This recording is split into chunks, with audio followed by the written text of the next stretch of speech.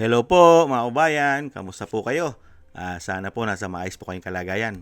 Si Kamanong po inyong lingkod ay nagbabalik po at tayo po ay magsama-sama magkomentuhan dito po sa Tambayang Makabayan. Mag-umpisa na po tayo. Komentuhan po natin, ito pong AFP. Nagpahayag po sila na handa na po nila o handang hirap po sa impeachment.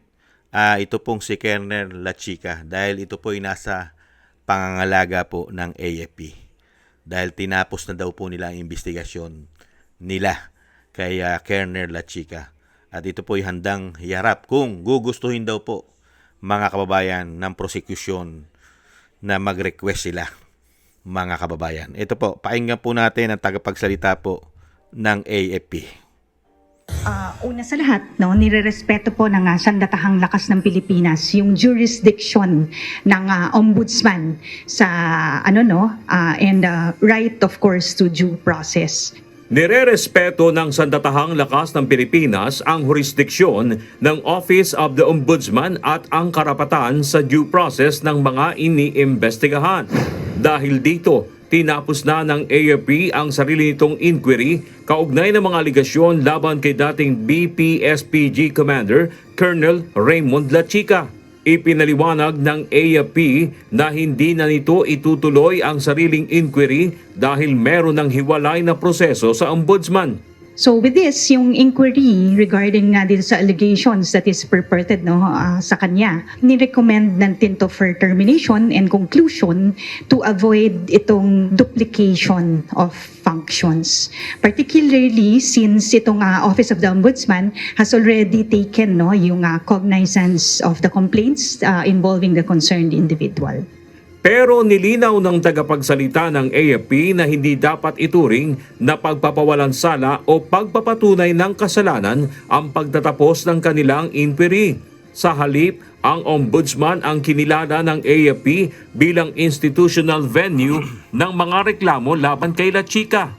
Samantala, naka-attach unassigned status si Lachica sa headquarters ng Philippine Army. Ayon sa AFP, nakahanda rin itong makipag-cooperate sakaling ipatawag ang opisyal sa pagdinig kaugnay ng impeachment trial ni Vice President Sara Duterte. That's the very reason why he is placed on attached unassigned status sa headquarters ng Philippine Army. So that in the event na he is called upon, the Armed Forces of the Philippines shows that we're really supporting and of course cooperating dito sa pag-conduct po ng investigation accordingly. Simula October 2025, wala nang designated na posisyon si Lachica pero naka-account pa rin siya sa headquarters ng Philippine Army para sa administrative at accounting purposes. To simply put it, attached, unassigned means to say Yan po mga kababayan, nasa kontrol po ng AFP si Colonel Lachica. At gusto pong hawakan na ang investigasyon ng ombudsman.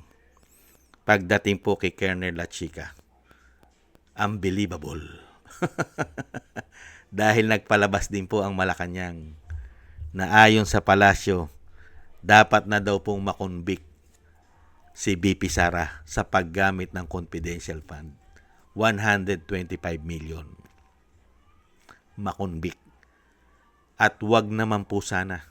Kung lalagyan po natin ng logic mga kababayan, kukontrolin at hahawakan po nila sila Lachica. Sila na po ang mag-iimbestiga sa sinasabi nilang anomalya daw. Lalong-lalo yung ginagawa po ng prosecution ng kabilang panig na tinatawag pong nasa crocodile farm ayong kay Kiko Barsaga.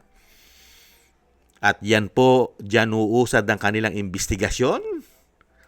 At ang logic po, mga kababayan, komento ko po, mga kababayan, huwag naman po sanang mangyari kay Lachica yung nangyari at ginawa yata nila kay Orly Gutesa.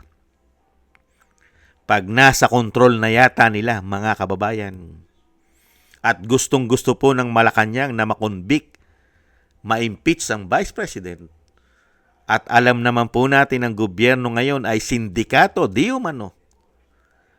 At nakatutok lang po sila sa pamilya Duterte para ito'y pabagsakin yata.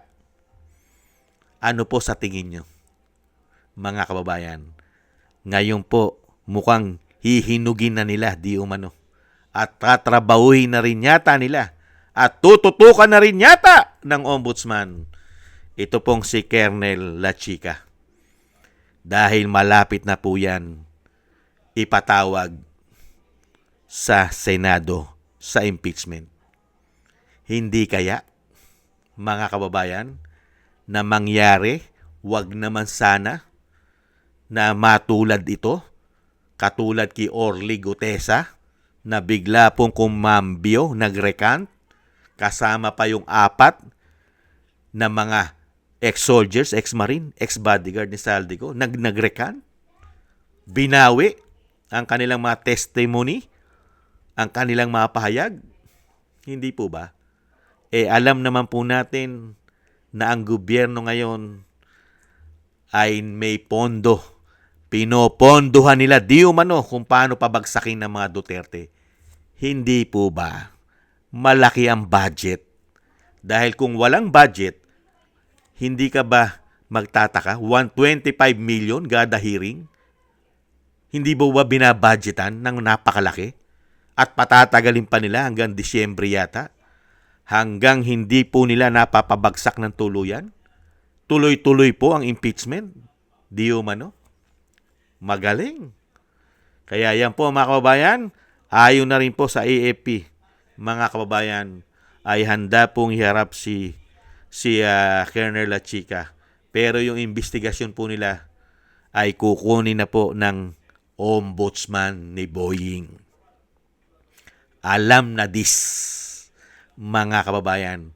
Wag naman sana yung sinasabi po ni Mike Defensor. Pagka po sila ang umaksyon, lalong-lalo po dahil sindikato, ay sanay na sanay daw po silang manggipit.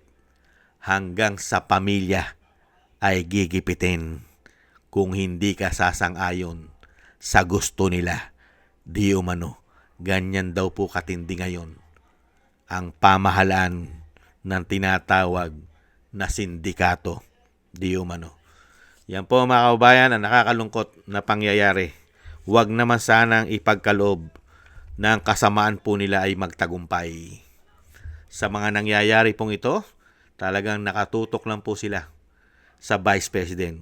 Kaya pala hindi pa nila maipatawag sila Chica, mga kababayan, dahil hindi pa tapos di umano ang script. Hindi kaya pala hindi pa nila mapatawag. Dahil kailangan muna nilang itong kausapin ng maayos. Hindi po ba? Kailangan muna nilang kumbinsihin, di umano, na sila'y sang-ayunan. Hindi po ba? Pero nakaprepare naman po dyan ang Office of the Vice President. Lalong-lalo po ang kanyang mga legal counsel. Dahil kung talagang siya ang humawak, ayon na rin po kay Gina Acosta, na ang pera po ay hinawakan ni Colonel La Chica.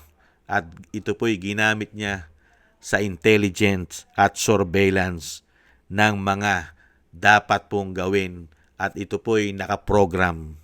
Kung siya po ang may control sa intelligence at surveillance ng Office of the Vice President, dahil po siya ang itinalagang head ng group para po mag-imbestiga sa mga gustong paimbestigahan ng Vice President, hindi po ba? Meron din pong hawak ang may hawak din pong dokumento ang Office of the Vice President. Hindi naman po pwedeng hindi. Kaya magkakaalaman naman po yan sa cross-examination pagka po yan ay humarap sa Senado. At kung siya naman po ay babaliktad at ididiin niya ang Vice President, ay sigurado naman po tayo na handa ang Office of the Vice President. Dahil pagka yan po ay natulad po kay Gutesa, alam na this, mga kababayan. May hocus-pocus na gagawin sila dyan. Hindi po ba? Maraming salamat po mga kababayan sa inyo po. At samahan na lang po natin ang mga dasal at panalangin na hindi po magtagumpay ang kasamaan sa ating bansa. At huwag po sana magpatuloy na magpagharian po tayo ng gobyernong sakim sa pera at kapangyarihan. Huwag naman po sana ipagkaloob. Maraming salamat po mga kabayan sa inyo po mga dasal. At thank you rin po sa mga nakakagusto po at sa suporta po nyo sa Tambayang Makabayan sa YouTube at TikTok. Maraming salamat po. At ganun din po sa inyo mga komento, like, share, and subscribe. At patuloy po nagsusubscribe. Thank you po sa inyo lahat. Maraming salamat po sa inyo. At maraming salamat din po sa mga biyaya na pinagkakalob po ninyo. Shoutout po kay Eric Hershaw from Canada, kay Baby Roman, Ate Isa from Cagayan Valley, ako si Pilam, Ani Jo, kay Tatay Nick from Toronto, Canada, Mary Natividad Bilden from Netherlands, Gayat Siena, Jesus Valdepena, Rolando Guerrero, Mila Yi, Felipe Shapno from Texas, USA, Ma'am LB Sermani from North Miami, Florida, USA, Mika Ligaspi, Frank Zamora from California, USA, at Romulo Divinagracia from Bacolod City. Thank you po. Shoutout po sa inyo lahat. At ingat-ingat po kayo sa inyo po mga paggawa. Tis-tis lang po tayo at samahan po natin ng maraming dasal na maingatan po tayo. God bless po sa inyo lahat. Bye-bye.